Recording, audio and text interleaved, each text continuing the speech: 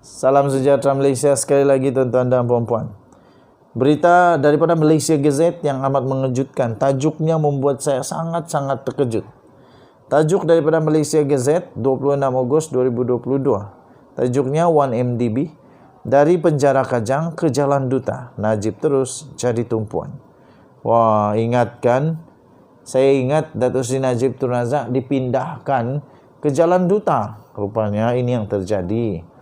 Kehadiran Datuk Seri Najib Tun Razak di mahkamah di sini bagi prosiding kes 1MDB terus mendapat perhatian daripada orang ramai.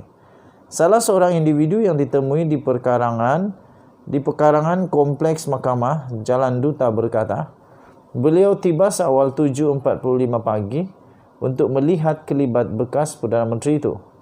Katanya, apapun beliau, Perdana Menteri yang banyak berjasa.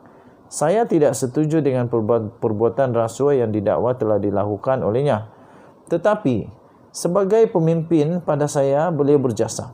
Saya cuma mahu melambai kepadanya. Itu saja, katanya. Najib tiba di mahkamah pada jam 8.15 pagi dengan menaiki kenderaan jenis utility sukan berwarna hitam yang diiringi pegawai polis dan pegawai daripada penjara. Beliau terus dibawa ke bilik saksi sementara menunggu prosiding meminda laporan audit 1MDB yang sedang dihadapi bersama bekas Ketua Pegawai Eksekutif 1MDB iaitu Arul Kandasamy. Sejurus selepas itu kelihatan Datin Seri Rosmah Mansur tiba di mahkamah sebelum naik ke tingkat 5 di mana prosiding audit 1MDB akan berlangsung di hadapan Hakim Mahkamah Tinggi Mohamed Zaini Mazlan. 10 minit selepas itu, anak Datuk Seri Najib Tun Razak iaitu Datuk Muhammad Nizar tiba bagi mengikuti prosiding tersebut. Najib dan Arul Kanda berdepan dengan tuduhan meminda laporan audit 1MDB. Najib didakwa telah menggunakan kedudukannya sebagai Menteri Kewangan ketika itu dalam mengarahkan pindaan laporan akhir audit 1MDB sebelum dibentangkan kepada PAC bagi mengelakkan sebarang tindakan terhadapnya. Arul Kandasamy pula dituduh telah bersubahat dengan Najib dalam membuat pindaan tersebut.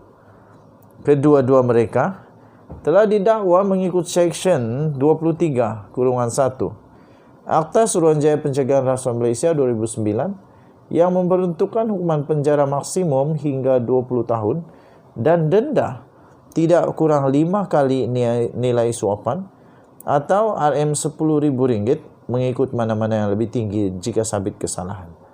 Tuan-tuan dan puan-puan yang dihormati sekalian, ini amat mengejutkan kerana sekarang Datuk Seri Najib Tun Razak telah dijatuhi hukuman 12 tahun penjara.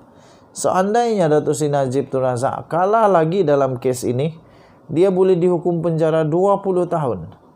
Andai kata saja kalau dia kalah dan tidaklah sampai 20 tahun, katakan diberikan 10 tahun saja penjara, maksudnya sekarang Datuk Seri Najib Tun Razak terpaksa melalui penjara lebih daripada 20 tahun, iaitu 22 tahun. Datuk Seri Najib Tun Razak sekarang umurnya 69 tahun. 69 tahun, kalau 22 tahun dia di penjara lagi, dia akan keluar pada umur 89 tahun. 91 tahun. Saya gagal matematik, kamu kiralah sendiri.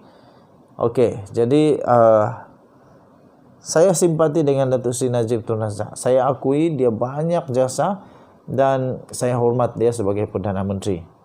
Bekas Perdana Menteri. Jadi saya tetap mendoakan supaya Datuk Seri Najib Tun Razak tetap sihat di penjara. Dan saya mendoakan semoga keluarga Datuk Seri Najib Tun Razak tabah dan dapat menjalani kehidupan seharian seperti biasa. Kita jumpa lagi. Bye-bye. Salam sejahtera Malaysia sekali lagi tuan-tuan dan puan-puan. Berita daripada Malaysia Gazette yang amat mengejutkan. Tajuknya membuat saya sangat-sangat terkejut. Tajuk daripada Malaysia Gazette 26 Ogos 2022. Tajuknya 1MDB. Dari penjara Kajang ke Jalan Duta. Najib terus jadi tumpuan. Wah, ingat kan? Saya ingat Datuk Seri Najib Tun Razak dipindahkan ke Jalan Duta. Rupanya ini yang terjadi. Kehadiran Datuk Seri Najib Tun Razak di mahkamah di sini bagi prosiding kes 1MDB terus mendapat perhatian daripada orang ramai. Salah seorang individu yang ditemui di pekarangan kompleks mahkamah Jalan Duta berkata, beliau tiba seawal 7.45 pagi untuk melihat kelibat bekas Perdana Menteri itu. Katanya, apapun beliau, Perdana Menteri yang banyak berjasa. Saya tidak setuju dengan perbuatan rasuah yang didakwa telah dilakukan olehnya. Tetapi, sebagai pemimpin pada saya, beliau berjasa.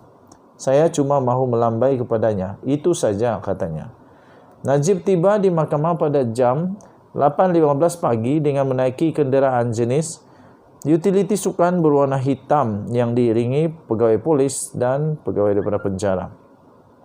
Beliau terus dibawa ke bilik saksi sementara menunggu prosiding meminda laporan audit 1MDB yang sedang dihadapi bersama bekas Ketua Pegawai Eksekutif 1MDB iaitu Arul Kandasamy.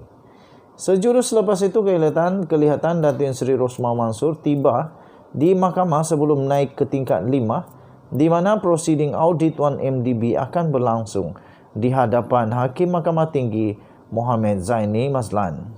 10 minit selepas itu, anak Datuk Seri Najib Tun Razak iaitu Datuk Muhammad Nizar tiba bagi mengikuti prosiding tersebut.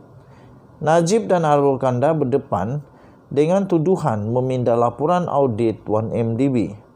Najib didakwa telah menggunakan kedudukannya sebagai Menteri Kewangan ketika itu dalam mengarahkan pindaan laporan akhir audit 1MDB sebelum dibentangkan kepada PAC bagi mengelakkan sebarang tindakan terhadapnya. Arul Kandasamy pula dituduh telah bersubahat dengan Najib dalam membuat pindaan tersebut. Kedua-dua mereka telah didakwa mengikut Seksyen 23(1) Akta Suruhanjaya Pencegahan Rasuah Malaysia 2009 yang memperuntukkan hukuman penjara maksimum hingga 20 tahun dan denda tidak kurang 5 kali nilai suapan atau RM10,000 mengikut mana-mana yang lebih tinggi jika sabit kesalahan. Tuan-tuan dan puan-puan yang dihormati sekalian, ini amat mengejutkan kerana sekarang Datuk Seri Najib Tun Razak telah dijatuhi hukuman 12 tahun penjara. Seandainya Datuk Seri Najib Tun Razak kalah lagi dalam kes ini, dia boleh dihukum penjara 20 tahun. Andai kata saja kalau dia kalah dan tidaklah sampai 20 tahun, katakan diberikan 10 tahun saja penjara, maksudnya sekarang Datuk Seri Najib Tun Razak terpaksa melalui penjara lebih daripada 20 tahun, iaitu 22 tahun. Datuk Seri Najib Tun Razak sekarang umurnya 69 tahun. 69 tahun, kalau 22 tahun dia di penjara lagi, dia akan keluar pada umur 89 tahun. 91 tahun. Saya gagal matematik, kamu kira lah sendiri. Okey, jadi saya simpati dengan Datuk Seri Najib Tun Razak. Saya akui dia banyak jasa dan saya hormat dia sebagai Perdana Menteri, bekas Perdana Menteri.